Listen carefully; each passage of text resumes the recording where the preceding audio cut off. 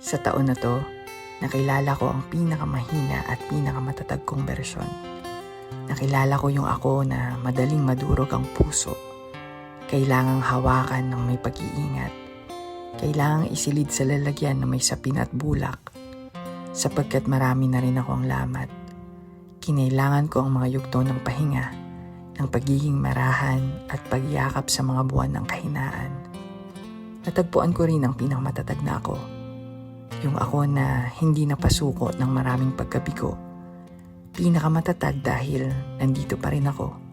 Hindi man buo, pero may tapang na pulutin ang mga nahulog kong piraso.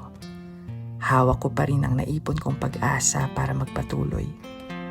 Dahil marami pang taon ang daraan.